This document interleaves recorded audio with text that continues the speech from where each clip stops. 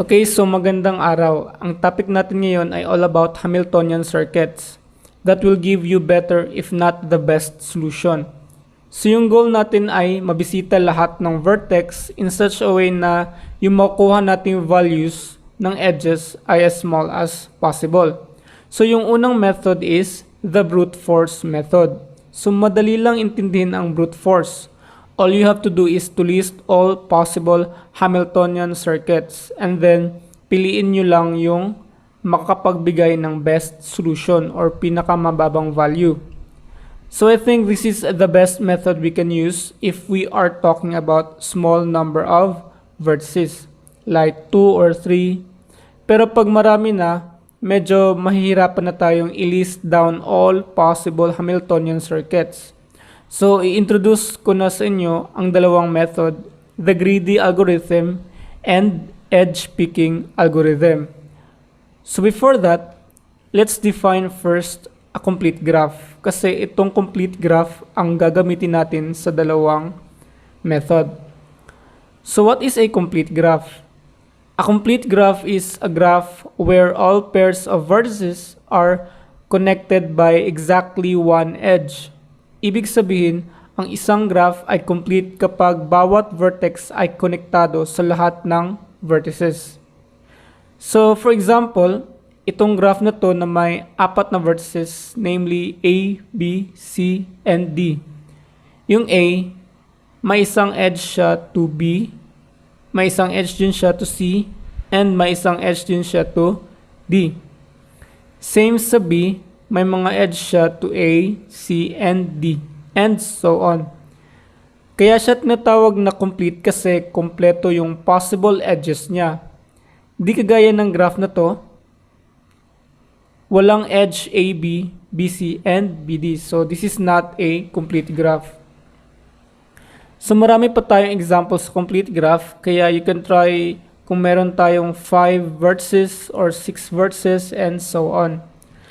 So since alam nyo na yung complete graph, ay tumungo na tayo sa greedy algorithm o tinatawag na nearest neighbor algorithm.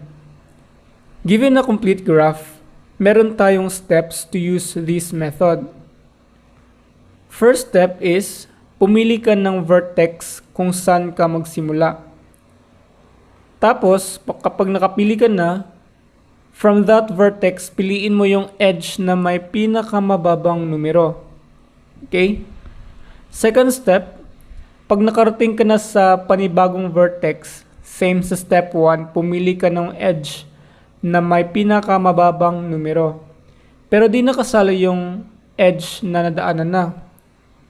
So, uulitin mo lang yung ganitong process para mabisita mo lahat ng vertex.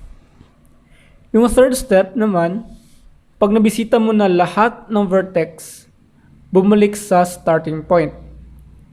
So actually, yung makuha mong solution dito ay posibleng hindi siya yung best solution, pero makakapagbigay ito ng good solution. Okay? So example, so we have a complete weighted graph na may apat na vertices A, B, C, and D. Okay, with their corresponding weights of edges. Pumili ka ng vertex. So for example, you choose C.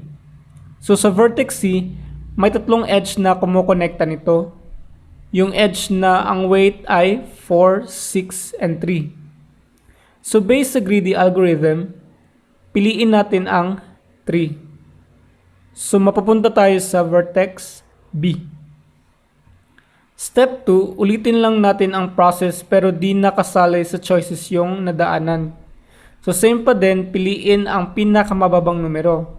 So sa vertex B, yung choices natin ay 6 and 5. So obviously, piliin natin yung 5. So mapapunta tayo sa vertex D. So sa D, we have 3 or 4, so piliin natin ang 3. Kaya mapapunta tayo sa vertex A. So since nadaanan na natin ang apat na vertex, bumalik sa vertex C. So ito yung Hamiltonian path na pinili natin. Starting with vertex C, we have C, B, D, A, C. So yung sum ng weights ng mga edges na nadaanan ay 3 plus 5 plus 3 plus 6 equals 17. So uulitin ko lang, hindi ito yung best solution pero this is a good solution given the starting vertex we choose is vertex C. Okay? So proceed naman tayo sa edge picking algorithm. Ang edge picking algorithm ay other way to get a good Hamiltonian path. Hamiltonian circuit. Meron din tayong steps using this algorithm. Okay?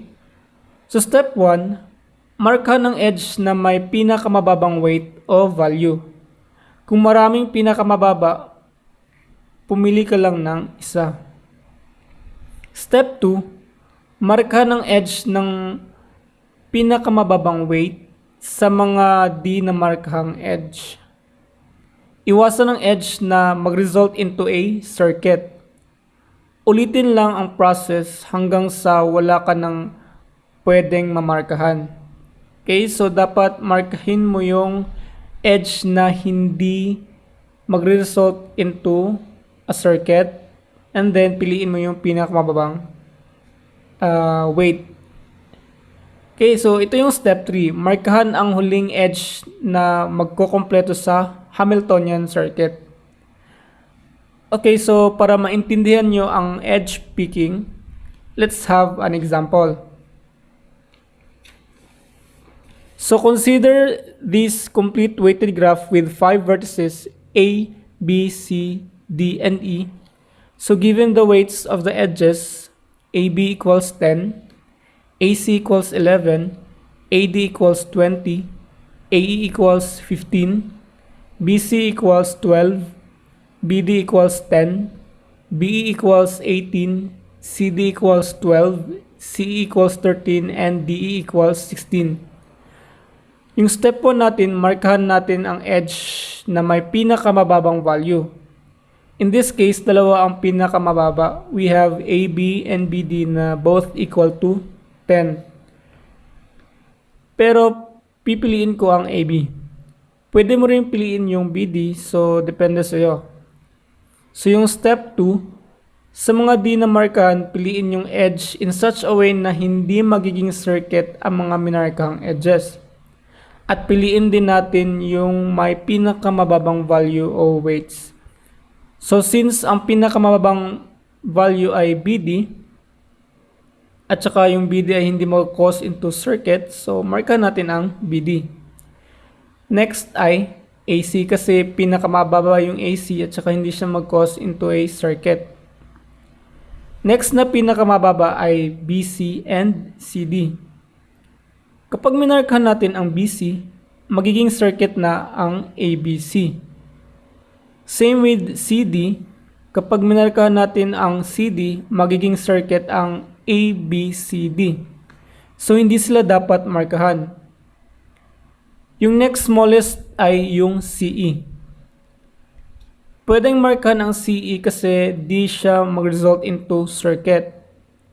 Ngayon, wala na tayong pwedeng markahan kasi lahat ng di na markahan magre-result to circuit. So ito ang step 3. Markahan ang huling edge. So of course, piliin mo yung edge na mag-result to a Hamiltonian circuit. So itong edge ED ang pipili natin. So yung Hamiltonian circuit na napili natin ay ABDECA with sum of the weights of edges equal to 10 plus 10 plus 16 plus 13 plus 11 equals 60. Okay? So that's it for chapter 3, graph theory. I hope may natutunan kayo sa video lecture natin. Hanggang dito lang muna tayo ngayon at huwag kalimutang i-click ang bell icon at subscribe button. Hanggang sa muli!